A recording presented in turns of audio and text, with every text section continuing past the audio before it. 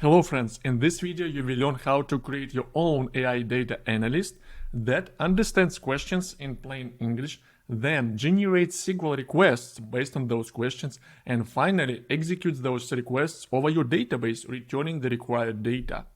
And you will be surprised to see that we are not going to code today or use any advanced fine-tuning techniques. Instead, we are going to use DBeaver to create our AI data analyst from scratch.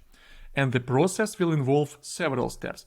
First, we will use the AI chat capability of DBeaver as a communication channel between us, humans, and our AI data analyst.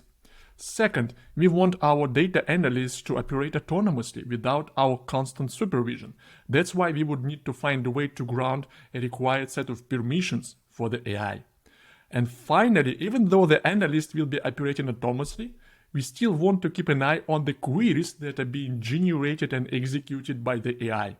That's why we need to find a way to monitor those queries so that we can fine-tune the AI or share more context with it. So let's not waste a minute and do a deep dive. Alright, let's start with the AI chat capability of DBeaver, which is going to be the primary communication channel between us humans and the AI data analyst. As you can see, I already have an instance of DBeaver running on my machine, and DBeaver is connected to Yuga by DB, which is a distributed PostgreSQL database. Also, suppose that I work for Netflix. That's why in my database instance you can find the Netflix shows dataset that keeps information about the recent movies and series that were streamed on Netflix. And suppose that I, as a business user, can execute trivial SQL requests, like this one. For instance, if I want to know how many movies and series are there in the dataset, I can run this request. And I will find that we have more than 8,800 movies.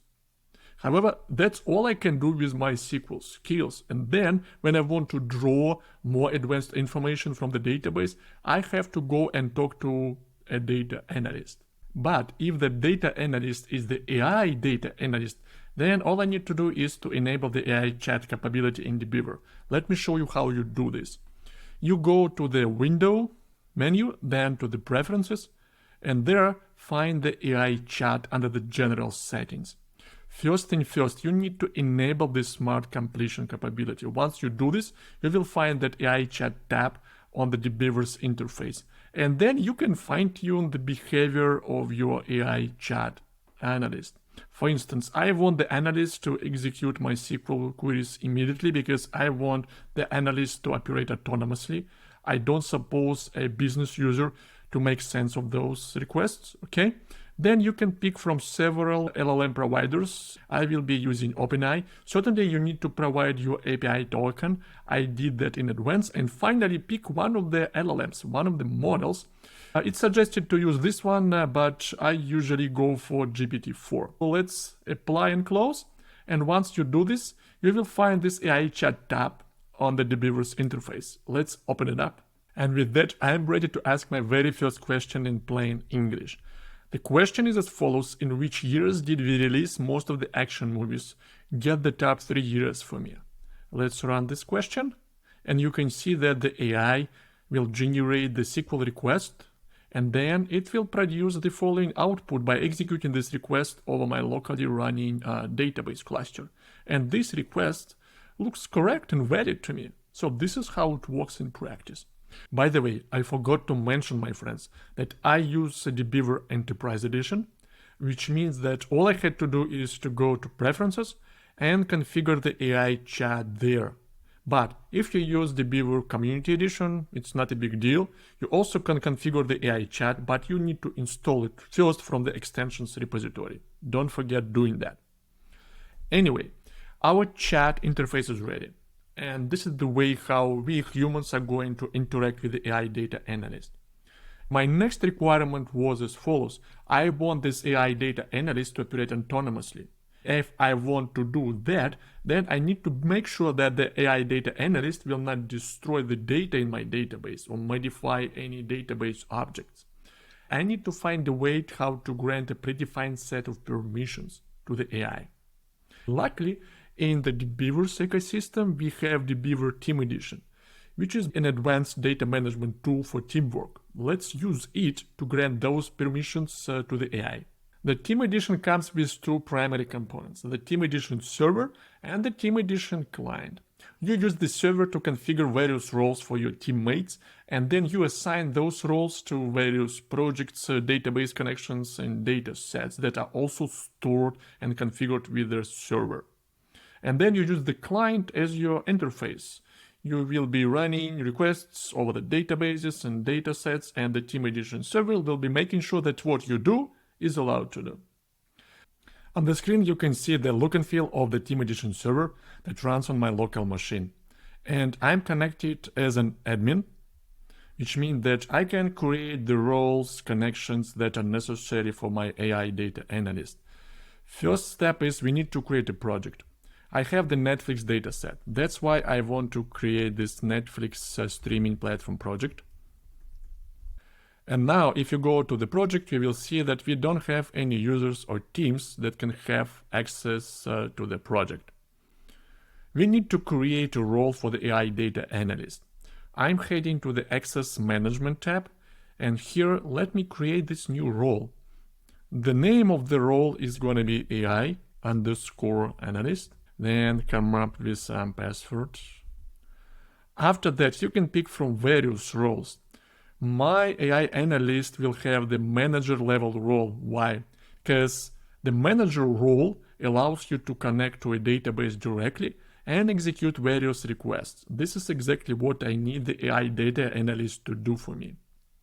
And then, you can say that AI analyst is going to be the first and last name. Let's create it. And after that, you can certainly add this analyst to one of your projects. We have this project already. So it's ready. Saving it.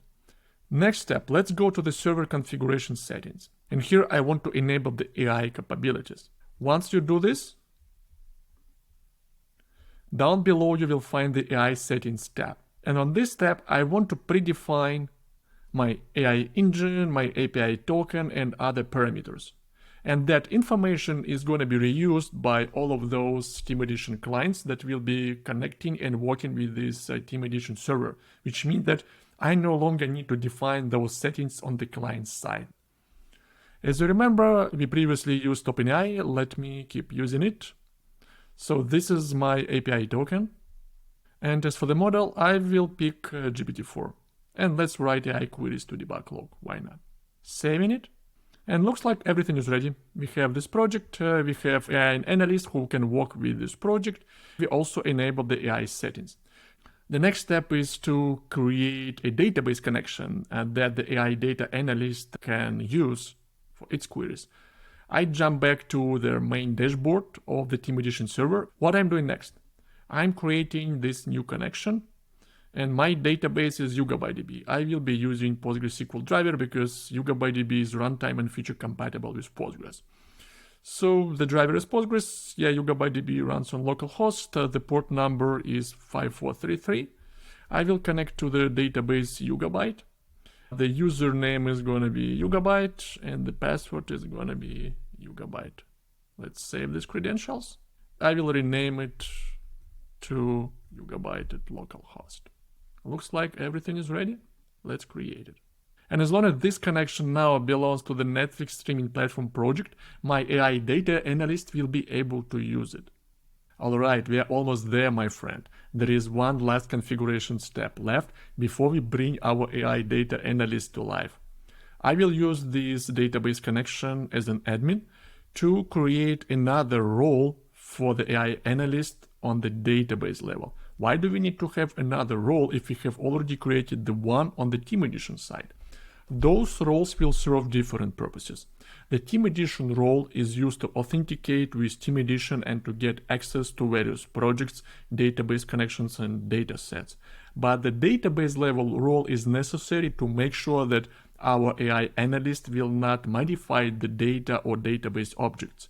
I want this analyst only to be able to select data on my databases. So that's the purpose of this role. Let's run the script. And the role is ready. Now we are ready to switch to the Team Edition client and to bring our AI data analyst to life. I'll be using the desktop version of the Team Edition client. I need to authenticate. I will use the AI Analyst account. So the username and then the password.